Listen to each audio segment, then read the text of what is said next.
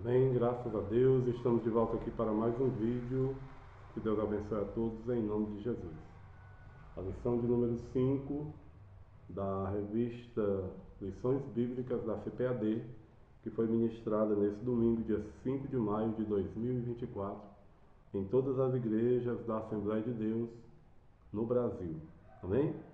Tem como título, ou teve como título, Os Inimigos do Cristão. Texto áureo, Gálatas capítulo 5, versículo 25 e 26, diz assim: Se vivemos no Espírito, andemos também no Espírito.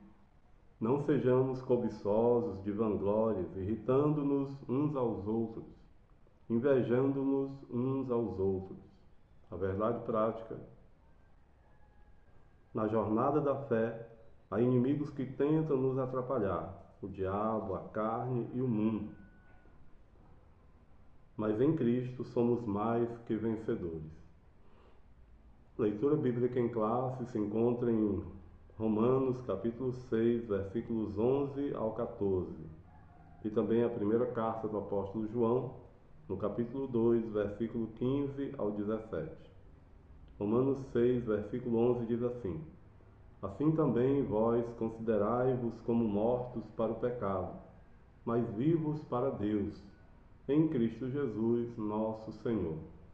Não reine, portanto, o pecado em vosso corpo mortal, para lhe obedecerdes em suas concupiscências. Nem tampouco apresenteis os vossos membros ao pecado por instrumentos de iniquidade, mas apresentai-vos a Deus como vivos dentre os mortos, e os vossos membros a Deus como instrumentos de justiça. Porque o pecado não terá domínio sobre vós, pois não estáis debaixo da lei, mas debaixo da graça. 1 João capítulo 2, versículo 15: Não ameis o mundo, nem o que no mundo há. Se alguém ama o mundo, o amor do Pai não está nele. Porque tudo o que há no mundo, a concupiscência da carne, a concupiscência dos olhos e a soberba da vida, não é do Pai, mas do mundo. E o mundo passa e a sua concupiscência, mas aquele que faz a vontade de Deus permanece para sempre. A introdução: na jornada da vida cristã, nos deparamos com perigos que ameaçam a trajetória do nosso caminho para o céu. Nela encontraremos 3 inimigos que buscam nos atrapalhar. E a ordem é essa: primeiro o diabo, depois a carne e o mundo. E por que primeiro o diabo? Porque o diabo ele influencia a nossa carne e também o mundo. O diabo e o mundo estão do lado externo de nossa trajetória. A carne, porém, está do lado de dentro, é interno. É um inimigo interno que precisa ser vencido. Essa é a nossa natureza pecaminosa. Por isso, nesta lição estudaremos esses três inimigos da jornada da vida cristã. O primeiro inimigo do cristão é o diabo. Amém? Glória a Jesus. O diabo é real. A existência do diabo como pessoa é descrita desde o primeiro livro da Bíblia, no Antigo Testamento. As ações de Satanás são descritas em Gênesis, também em 1 Crônicas, primeiro livro de Crônicas, no livro de Jó, nos Salmos, em Isaías, em Ezequiel e também em Zacarias. O Novo Testamento mostra a atuação do diabo por cerca de 25 vezes, das 29 passagens dos Evangelhos em que Jesus o menciona. Em seu ministério, Nosso Senhor atesta a realidade de Satanás. Mateus capítulo 13, versículo 39, Lucas capítulo 11, versículo 18. A descrição de Satanás. As Escrituras Sagradas descrevem Satanás como um ser espiritual que pertencia a uma ordem angelical dos querubins, sendo o mais exaltado deles. Ezequiel 28, versículo 12 ao 14. Em Judas 9, por ele pertencer a uma ordem elevada, está registrado que o arcanjo Miguel contendeu com Satanás a respeito do corpo de Moisés, mas não ousou pronunciar juízo de maldição contra ele, De fato, Satanás é o chefe dos anjos caídos. Ele possui poder, porém as suas ações elas estão limitadas, mas é visto como Deus deste século, príncipe da potestade do ar. Segundo aos Coríntios, capítulo 4, versículo 4, Efésios, capítulo 2, versículo 2.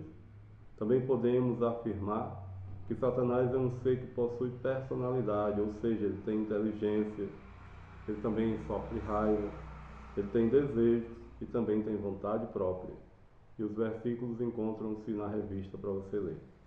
Nosso Senhor considerava Satanás como uma pessoa e por isso usou pronomes pessoais para se referir a ele.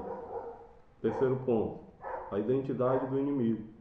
Podemos conhecer o inimigo por meio dos nomes que a Bíblia usa para descrevê-lo. Serpente refere-se à sua sagacidade e astúcia. Satanás, mencionado 52 vezes, adversário ou opositor. Diabo aparece 35 vezes, o acusador. Dragão vermelho revela a sua ferocidade. Tentador, ação tentadora no campo da mentira e da imoralidade. Enganador, Beelzebu, chefe dos demônios, Belial, pessoa má, sem valor. Esses nomes revelam a natureza cruel, perversa e destruidora do nosso inimigo. Segundo ponto, o segundo inimigo do cristão, a carne. Conceito bíblico de carne. Há 4 definições para a palavra carne. Na Bíblia, primeiro, o tecido muscular do corpo humano e dos animais, o corpo humano inteiro, o ser humano segundo a sua fragilidade e mortalidade, a natureza humana pecaminosa. Dentre muitas perspectivas da palavra carne na Bíblia, a expressão concupiscência da carne tem grande relevância. Quando o apóstolo João usa esse termo, ele se refere à satisfação carnal, em todas as suas dimensões, seja ela glutonaria, sensualidade, bebedeira, relações sexuais ilícitas. A expressão revela que não há critério ou norma moral num contexto em que a busca pelo prazer individual dita a tendência. É o egoísmo no seu grau mais elevado. A carne no Novo Testamento.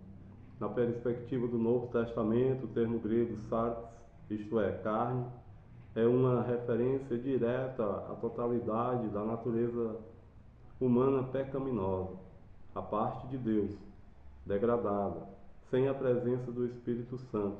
Em suas cartas, o apóstolo Paulo evidencia o que uma natureza dominada pela carne pode produzir. A carne opõe-se a Deus e aos seus propósitos, pois ela tenciona caminhar de modo independente do Altíssimo. Seu desejo e vontade estão fora dos planos divinos.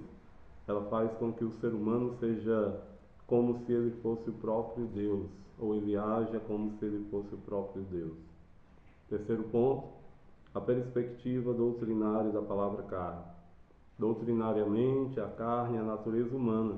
Depois da queda de Adão, como vimos, a expressão carne pode ser usada para se referir ao corpo humano, mas também à natureza pecaminosa.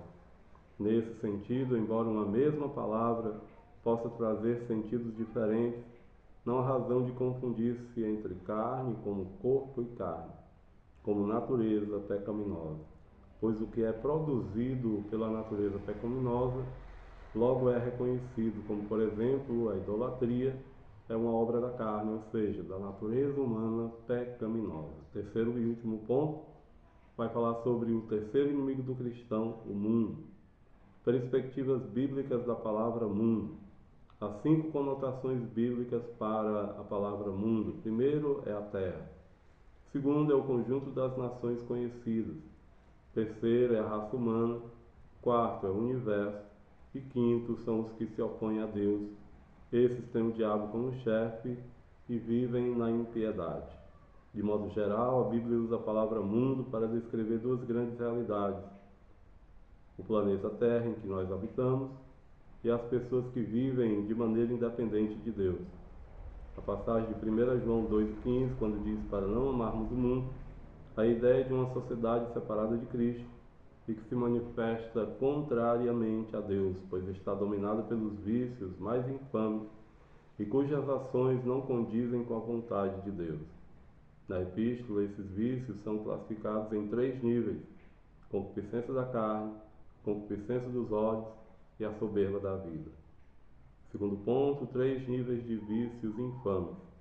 As concupiscências da carne, dos olhos e a soberba da vida são níveis de vícios infames que todo cristão encontrará diante de sua jornada.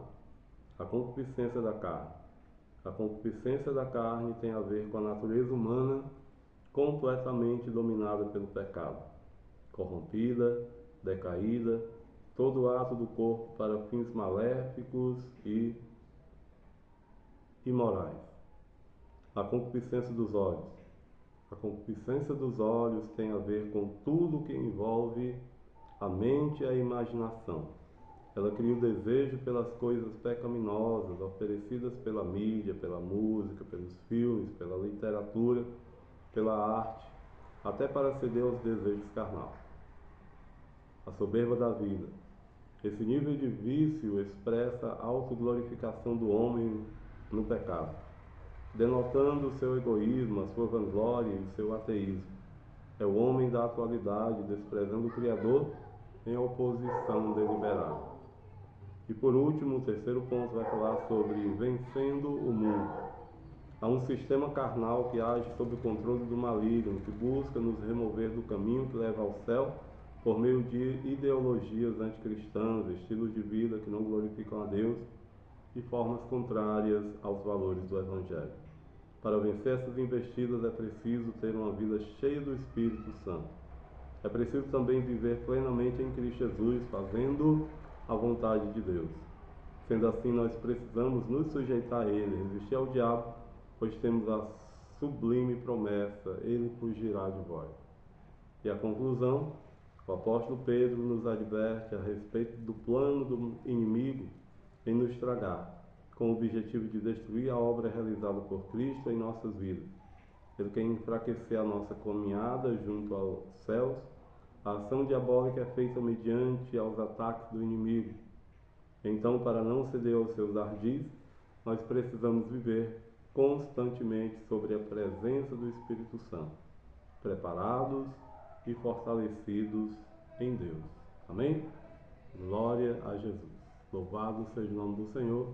Já quero aqui agradecer a Deus, a sua vida, por estar aqui acompanhando esse vídeo. Se você gostar do conteúdo desse vídeo, não se esqueça de curtir, comentar, compartilhar, ativar o sino das notificações e deixar o seu like, em nome de Jesus. Amém?